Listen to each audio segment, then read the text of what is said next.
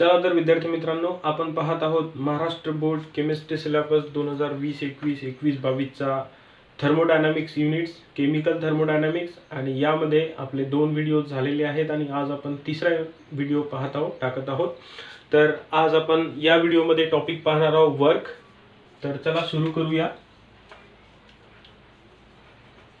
ठीक आहे, वर्क आपल्याला वेगळ्या वेगळ्या प्रकारे पाहता येते आणि महाराष्ट्र बोर्ड मध्ये आपण 3 हेडिंग खाली वर्क पाहत असतो। एक पीव्ही वर्क, दुसरा डब्ल्यू मॅक्स ज्याला आपण मॅक्सिमम वर्क म्हणतो, आणि तिसरा आहे फ्री एक्सपान्शन। तर ह्या तिन्ही गोष्टी आपल्याला पेपर मध्ये विचारल्या जाऊ शकतात। एक्सप्रेशन आपल्यासाठी महत्त्वाचं आहे। यानंतर म्हणजे पूर्ण युनिट कव्हर झाल्याच्या नंतर आपण यावरची एक्सरसाइज सुद्धा सोडून टाकूया।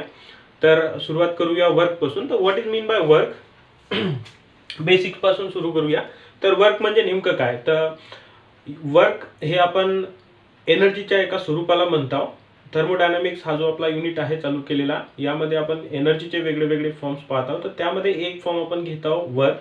It is a energy which can be exchange with it surrounding in the form of work. तर वर्क काय आहे? तर वर्कला आपण 2-3 एक्सप्रेशन्स मध्ये पाहणार आहोत। तर पहिलं जे एक्सप्रेशन आहे ते पाहणार आहोत आपण प्रेशर व्हॉल्यूम टाइपच्या वर्कसाठी, पीव्ही वर्क म्हणूया,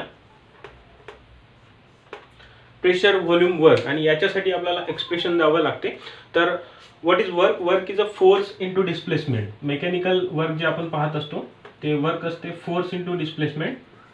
ठीक आहे, तर इथे आपण एक फोर्स लावत आहोत कोणत्याही वस्तूला आणि ती एका जागेवरून दुसऱ्या जागेवर नेत आहोत, म्हणजे तिचं काहीतरी डिस्प्लेसमेंट होत आहे। तर हे आहे आपलं वर्क, फोर्स इनटू डिस्प्लेसमेंट। याला आपण मेकॅनिकल वेनं दाखवत आहोत।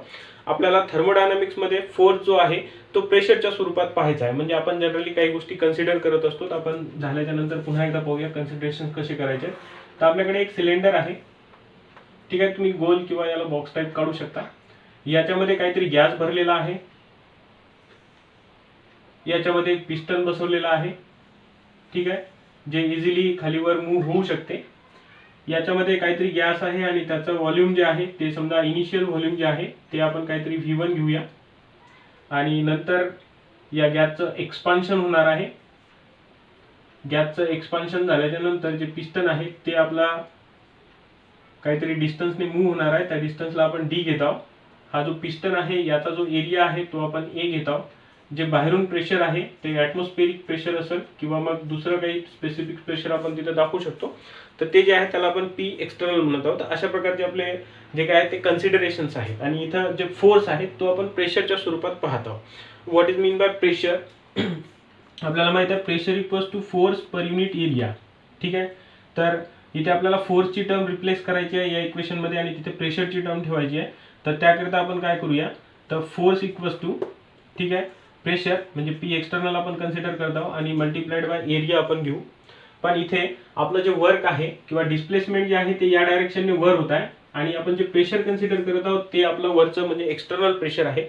मग अशा कंडिशन मध्ये जे फॉर्म्युलामध्ये घेतलेलं प्रेशर आहे ते एक्सटर्नल प्रेशर आहे आणि आपण त्याच्या अगेन्स्ट मध्ये वर्क करत आहोत। अशा कंडिशन मध्ये आपण इथे मायनस साइन घेणार आहोत। Negative sign indicates that the work is done against the external pressure. तर एक्सटर्नल प्रेशरच्या अगेन्स्ट मध्ये वर्क होत आहे, कारण गॅसचं एक्सपान्शन आहे ते कशामुळे होत आहे, ते इंटरनल प्रेशरमुळे होत आहे आणि आपण जे प्रेशर कन्सिडर करत आहोत ते एक्सटर्नल प्रेशर आहे।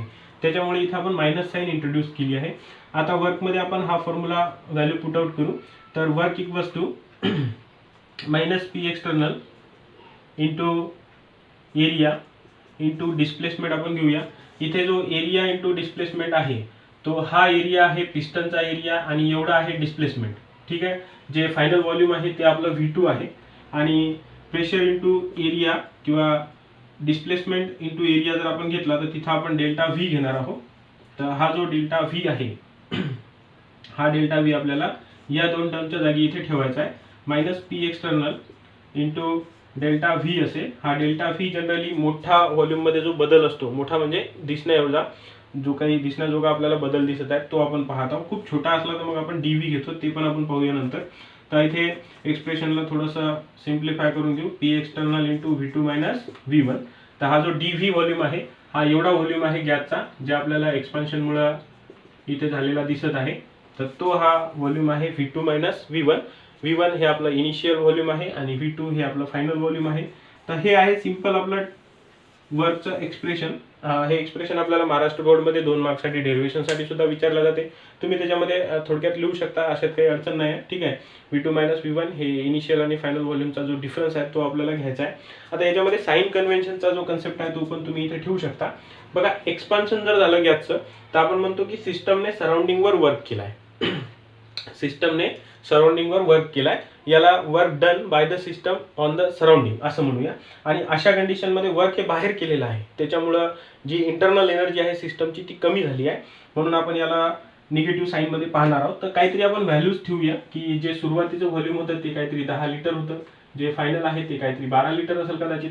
तर अशा व्हॅल्यूज जर आपण इथं ठेवल्या तर इथं 12 - 10 फायनल मायनस इनिशियल होईल. आणि मायनस पी एक्सटर्नल समजा आपण 1 बार किंवा 1 ATM प्रेशर तिथे कन्सिडर करूया. आणि याचं जे काही उत्तर येईल ते -1 मल्टिप्लाइड बाय 2 इक्वल्स टू -2 असं उत्तर येणार आहे.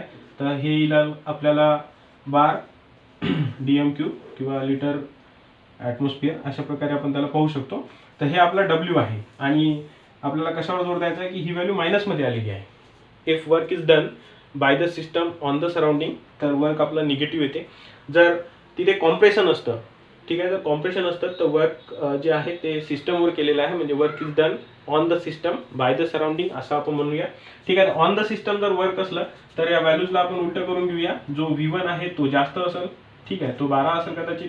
आणि V2 जो आहे तो आपल्याकडे 10 असेल, म्हणजे जो V1 आहे तो 12 होता, त्याचं कॉम्प्रेशन केलं आहे, नंतर V2 भेटलाय तो 10 आहे.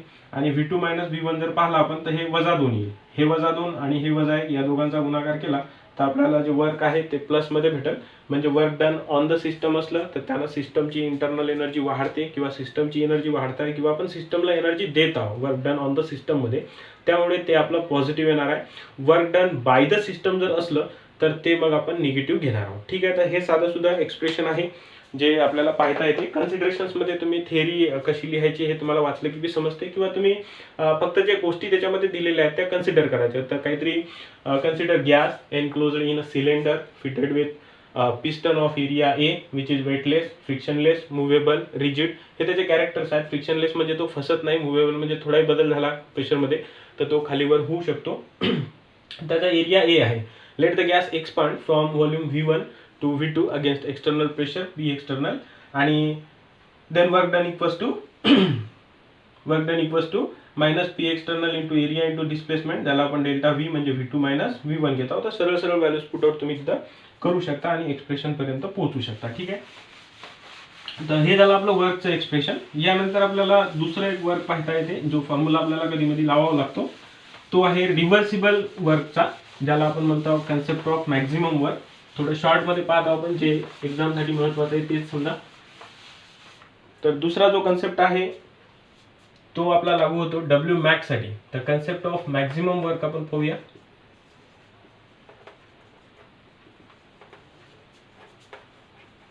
ठीक आहे. आपण रिव्हर्सिबल प्रोसेस पाहिली होती आणि तिथं पाहिलंय की एक्सटर्नल प्रेशर आणि इंटरनल प्रेशर किंवा अपोजिंग फोर्स आणि ड्रायव्हिंग फोर्स यामध्ये खूप छोटासा फरक असतो. तो आपण इन्फायनाइट स्मॉल चेंज म्हटलं होतं किंवा स्मॉल डिफरन्स म्हटलं होतं. आणि अशा कंडिशनमध्ये जे वर्क होते रिव्हर्सिबल कंडिशनमध्ये ते वर्क मॅक्झिमम असते असं आपण पाहिलं होतं. तर इथं आपण गॅसचं एक्सपान्शन दाखवणार आहोत, जनरली आयसोथर्मल आणि रिव्हर्सिबल कंडिशनमध्ये. ठीक आहे. तर पुन्हा आपल्याकडे एक सिलेंडर आहे. हे तुम्ही थेअरीमध्ये लिहू शकता. कन्सिडर सिलेंडर किंवा consider gas enclosed in cylinder. तर यावेळेस आपण आयडियल गॅस घेत आहोत. ठीक आहे. Fitted with piston of area A which is weightless, movable and rigid. ठीक आहे. फ्रिक्शनलेस म्हणजे तो फसत नाही, मुव्हेबल म्हणजे तो थोडासाही डिफरन्स आला प्रेशरमध्ये तर हलतो. ठीक आहे. आणि रिजिड आहे म्हणजे तो मधात वाकत वगैरे नाही. इथं काहीतरी व्हॉल्यूम आहे V1 आणि याच्यामध्ये काहीतरी n नंबर ऑफ मोल्स आपण कन्सिडर करत आहोत, ज्याचं काहीतरी प्रेशर असेल समजा P, बाहेरचं काहीतरी प्रेशर असेल ते असेल P एक्सटर्नल. इथे आपण वजन दाखवत आहोत. इथे कॉइन्स ठेवलेले आहेत जसे आपण पहिले कन्सिडर केले होते. तर इथे काहीतरी कॉइन्स असतील ठेवलेले किंवा काहीतरी वेट असेल. तर हे कॉइन्स आहेत आणि या कॉइन्स मधला आपण काय करणार आहोत, तर आपल्याला जे एक्सपान्शन आहे ते समजा V1 पासून तर V2 पर्यंत जायचं आहे आपल्याला. परंतु आपण एका स्टेपमध्ये न जाता इथे सेव्हरल स्टेप्समध्ये जाणार आहोत. तर स्टेप बाय स्टेप आपण थोडा चेंज करणार आहोत. अतिशय थोडा असा चेंज आपण करणार आहोत, जो आपण म्हणत आहोत की इन्फायनाइटसिमल स्मॉल असा चेंज आहे. तो चेंज कशामध्ये आहे, तर हा जो प्रेशर आहे एक्सटर्नल याच्यामध्ये. तर आपण काय करणार आहोत, एक छोटासा कॉइन तिथून काढून घेणार आहोत आणि तो काढल्यामुळे हा जो पिस्टन आहे हा थोडासा वर जाईल. याचा काहीतरी डिस्टन्स तो कव्हर करेल, ते समजा आपण डी घेऊ. तर थोडंसं डिस्टन्स त्यानं कव्हर केलं आहे. आपण एखादं दुसरं सिलेंडर दाखवून घेऊया. तर पहिले ते इथं होतं, आता कदाचित ते इथं गेलं असेल. याला आपण V1 म्हणू. याला आपण सध्याचं जे व्हॉल्यूममध्ये चेंज होत आहे तो DV घेऊ. जे डिस्प्लेसमेंट झालेलं आहे त्याला आपण D घेऊन टाकू. ही पहिली पिस्टनची जागा. आणि अशा प्रकारे ही स्टेप बाय स्टेप आपण रिपीट करणार आहोत प्रोसिजर. याला कंटिन्यू करू आणि शेवटी आपण काहीतरी V2 एवढ्या व्हॉल्यूम पर्यंत जाणार आहोत. तर इथं आपलं कम्प्लीट एक्सपान्शन झालेलं असेल. ठीक आहे, दिसते तिथपर्यंत. तर स्टेप बाय स्टेप आपल्याला एक्सपान्शन करायचं आहे आणि फायनल जे आहे ते आपण V2 पर्यंत जाणार आहोत. ठीक आहे, आता याच्यासाठी आपण एक्सप्रेशनला सुरुवात करूया. कन्सिडरेशन्स आपल्याला समजले असतील. आपल्याला काहीतरी N moles of ideal gas घ्यायचे आहेत. ते पिस्टनमध्ये आपल्या सिलेंडरमध्ये भरलेले आहेत. त्याच्यावर एक पिस्टन ठेवलेला आहे जो की रिजिड आहे, वेटलेस आहे, मुव्हेबल आहे. एक्सटर्नल प्रेशर आहे P एक्सटर्नल. पिस्टनचा एरिया आहे A. डिस्प्लेसमेंट जे झालं आहे छोट्याशा एका स्टेपमध्ये ते छोटंसं डिस्प्लेसमेंट झालं आहे, त्याच्यासाठी आपण D घेत आहोत. जे व्हॉल्यूम चेंज झालं आहे ते DV आहे. तर DV हा अतिशय छोटासा व्हॉल्यूम चेंज आहे. आणि इथे जे वर्क झालेलं आहे ते आहे आपलं DW. ठीक आहे, हे पण खूप छोटंसं वर्क आहे. प्रत्येक स्टेपमध्ये आपण थोडं जे प्रेशर आहे एक्सटर्नल ते कमी करत आहोत. त्याच्यावर जे वजन आहे ते थोडं कमी करत आहोत. मग एका स्टेपमध्ये जे काय आपल्याला वर्क भेटलेलं आहे DW that is equals to आपलं जे जुनं एक्सप्रेशन होतं ते आपण घेऊया P एक्सटर्नल इंटू DV. तर व्हॉल्यूम खूप छोटा बदल आहे DV. जे आपलं PV वर्कचं प्रेशर व्हॉल्यूम टाईपच्या वर्कचं एक्सप्रेशन होतं ते आपण इथं ठेवलं आहे. आता आपण काय करूया की हा जो प्रेशर आहे हा एक्सटर्नल प्रेशर आहे आणि आपल्याला आयडियल गॅस सिस्टमच्या आतमध्ये आहे असं कन्सिडर करून चालायचं. तर आयडियल गॅसचं इक्वेशन लावण्यासाठी आपण जे काही प्रेशर आहे ते आतलं कन्सिडर करण्याचा प्रयत्न करूया. मग आतल्या आणि बाहेरच्या प्रेशरमध्ये अतिशय थोडासा बदल आहे. जे बाहेरचं प्रेशर आहे ते आतल्या प्रेशरपेक्षा थोड्याशा व्हॅल्यूनं कमी आहे. तर आपण इथे पाहूया की नेमका काय फरक आहे. कोणतं प्रेशर जास्त आहे, तर आतलं प्रेशर जास्त आहे म्हणून गॅसचं एक्सपान्शन होणार आहे. आणि ते P एक्सटर्नलपेक्षा कितीने जास्त आहे, तर DP अतिशय छोटी इन्फायनाइटसिमल स्मॉल व्हॅल्यू आहे त्याने तो जास्त आहे. ठीक आहे, मग इथं आपण काय करूया P एक्सटर्नलची व्हॅल्यू ठेवूया. म्हणजे P एक्सटर्नल इक्वल्स टू काय राहील, तर P मायनस DP आपण घेऊया. आणि ही व्हॅल्यू जी आहे इक्वेशन नंबर 2 याला काहीतरी इक्वेशन 1 म्हणूया आणि 2 नंबरच्या इक्वेशनला 1 मध्ये ठेवूया. तर DW इक्वल्स टू आपल्याला नवीन इक्वेशन भेटेल. मायनस साइन कॉमन आहे. P एक्सटर्नलच्या जागी आपण P मायनस DP लिहित आहोत आणि जो DV आहे हा तो आपण समोर घेऊया. या दोघांना सॉल्व्ह करू. तर मायनस साइन कॉमन ठेवू. P इंटू DV आहे मायनस DP इंटू DV आहे. ठीक आहे, इथे बघा आपण काय करू शकतो, मायनस साइन कॉमन आहे. आता तुम्ही याला सॉल्व्ह केलं तरी चालते, पण आपल्याला मायनस साइन पाहिजे आहे नंतर, त्याच्यासाठी आपण त्याला तसंच ठेवूया.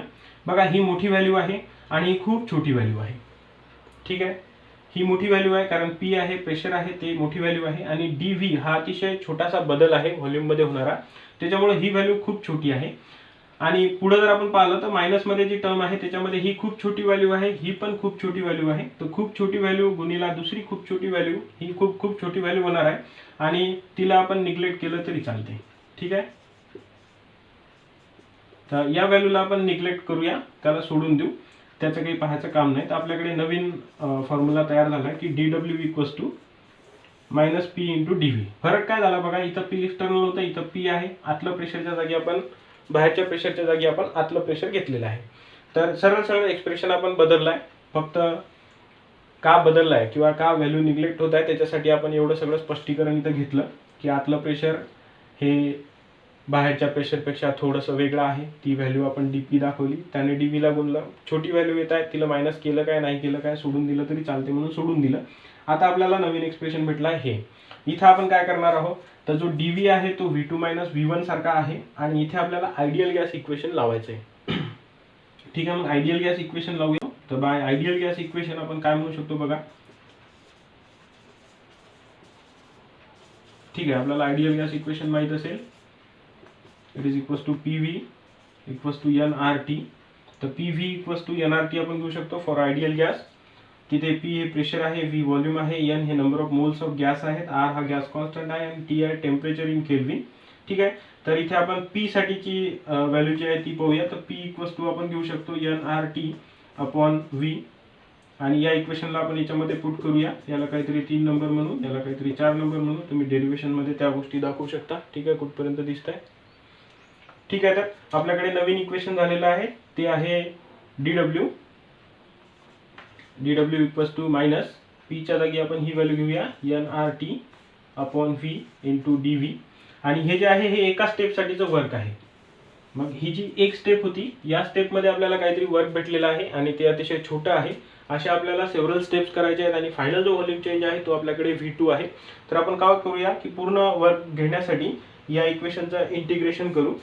तर इक्वेशनचं इंटिग्रेशन आपण इथूनही लावलं तर चालते. ठीक आहे. Integration of D W from initial state to final. ठीक आहे. आणि between the limits of V1 initial volume and V2 असं आपण कन्सिडर करूया. तुम्ही इथेही लावलं तर चालते. ठीक आहे. तर इथे तुमचं इंटिग्रेशन असेल dw फ्रॉम इनिशियल, जे की आपलं dw आहे किंवा निग्लिजिबल आहे असं आपण म्हणू. आणि जे फायनल आहे ते फायनल आपलं जास्तीत जास्त प्रेशर असेल त्याला आपण W मॅक्स म्हणू शकतो. ठीक आहे. तर इथे जे इंटिग्रेशनचा रूल लागतो तो final limit minus lower limit. तर इथे आपण डायरेक्ट W मॅक्स लिहूया. ठीक आहे. W मॅक्स मायनस dw किंवा इनिशियल त्याच्यातून मायनस करावं लागते, तर ते काही घेण्याची गरज नाही. That is equals to integration of N R T. N common आहे कारण नंबर ऑफ मोल्स बदलणार नाही आहेत. आर हा गॅस कॉन्स्टंट आहे, तो कॉन्स्टंट आहे आणि आयसोथर्मल कंडिशन आहे तर टेम्परेचर सुद्धा कॉन्स्टंट आहे. म्हणून ह्या गोष्टींचं इंटिग्रेशन करण्याची गरज आहे. मायनस एन आर टी आपण तसंच घेऊया. आणि integration from V1 to V2 आपण करू शकतो ऑफ dv अपॉन व्ही. तर इथे जे इंटिग्रेशन होतं ते higher limit minus lower limit होत आहे कारण इथे dw होता फक्त. इथे dv अपॉन व्ही आहे. तर जेव्हा dx अपॉन x असतो तेव्हा आपण log of higher limit minus log of lower limit घेऊ शकतो. तर इथे आपल्याला इक्वेशन भेटेल minus N R T ln log V2 minus ln log V1. तर हा नॅचरल लॉग आहे, याला तुम्ही लॉग टू द बेस 10 मध्ये कन्वर्ट करू शकता. सध्या आपण असं करूया minus N R T log V2 upon V1. तर log A minus log B जर असला तर आपण लॉग V2 अपॉन V1 घेऊ शकतो त्याला, म्हणजे ए अपॉन बी घेऊ शकतो. आणि या ln लॉगला लॉग टू द बेस 10 मध्ये कन्वर्ट करण्यासाठी आपण एक फॅक्टर घेत असतो 2.303 N R T log to the base 10 लिहू शकतो आता आपण याला V2 अपॉन V1. तर हे झालं आपलं final expression for W max. ठीक आहे. याच्यावरचे प्रॉब्लेम्स आपल्याला सॉल्व्ह करावे लागतात. याच्यामध्ये इथे जर आपल्याला प्रेशर्स दिलेले असतील तर प्रेशर्स आपण घेऊ शकतो आणि प्रेशरसाठी आपण बॉइल्स लॉ वापरूया. तर बॉइल्स लॉ काय म्हणतो की P1 V1 म्हणजे product of pressure into volume at given temperature is equals to P2 V2. तर टेम्परेचर न बदलता जर आपण व्हॉल्यूम बदललं तर प्रेशर वाढतो, व्हॉल्यूम कमी केला तर प्रेशर वाढतो, प्रेशर जास्त केला तर व्हॉल्यूम कमी होतो. आणि त्या हिशोबात एक एक्सप्रेशन आपल्याला दिलेलं आहे by the Boyle's law P1 V1 equals to P2 V2. आणि या इक्वेशनद्वारे आपण असं लिहू शकतो की P1 upon P2 is equals to V2 upon V1. ही व्हॅल्यू तिथे पुट करून आपण इक्वेशनला दुसऱ्या फॉर्ममध्ये घेऊ शकतो. W max equals to minus 2.303 N R T log to the base 10 P1 upon P2. तर हे आपलं दुसरं एक्सप्रेशन झालं आहे वर्कसाठी, ज्याला आपण रिव्हर्सिबल आयसोथर्मल कंडिशन मधलं वर्क म्हणतो. रिव्हर्सिबल कंडिशन महत्त्वाची आहे. रिव्हर्सिबल कंडिशन असली तर तुम्ही हा फॉर्म्युला लावणार आणि जर नॉर्मल आयसोथर्मल कंडिशन असेल फक्त तर तुम्ही P external into delta V वाला जो फॉर्म्युला आहे तो लावणार आहात जुना. तर हे दोन एक्सप्रेशन झाले. अजून तिसरं एक एक्सप्रेशन आहे जे एक्सप्रेशन पेक्षा आपण काय म्हणू की थेरॉटिकल कन्सेप्ट आहे सरळ सरळ, त्याला आपण म्हणतो फ्री एक्सपान्शन. ठीक आहे. तर तो पण पाहून घेऊया. नावावरून आपल्याला समजते की फ्री एक्सपान्शन आहे, याला आपण वर्क इन व्हॅक्यूम म्हणू शकतो. तर वर्क इन व्हॅक्यूम मध्ये काय होते की जे एक्सटर्नल प्रेशर आहे ते आपल्याला 0 घ्यावं लागते. ठीक आहे. तर फ्री एक्सपान्शन पाहूया काय आहे.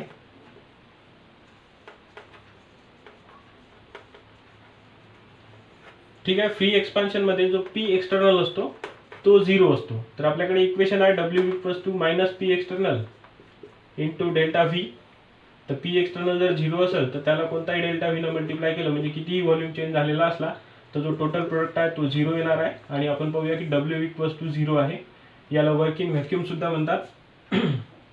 एक्सपान्शन इन व्हॅक्यूम किंवा वर्क इन व्हॅक्यूम म्हणू आपण. ठीक आहे. तर अशा प्रकारे आपल्याला इक्वेशन पाहता येते. हे आपलं तिसरं इक्वेशन आहे. आता हा थिअरॉटिकल कन्सेप्ट आहे, बऱ्याच वेळा थेरीमध्ये विचारला जातो किंवा दुसऱ्या प्रॉब्लेम सोबत कंपॅरिझनमध्ये त्याच्या साईड बाय साईड आपल्याला विचारला जातो. तर अशा प्रकारे आपण 3 वर्कचे एक्सप्रेशन्स पाहू शकतो. तर इथे थांबून जाऊया. ठीक आहे. तेच आपला व्हिडिओ आवडत असतील तर लाईक करा, आपल्या बाकीच्या विद्यार्थ्यांसोबत शेअर करा, चॅनलला सबस्क्राईब करा. धन्यवाद.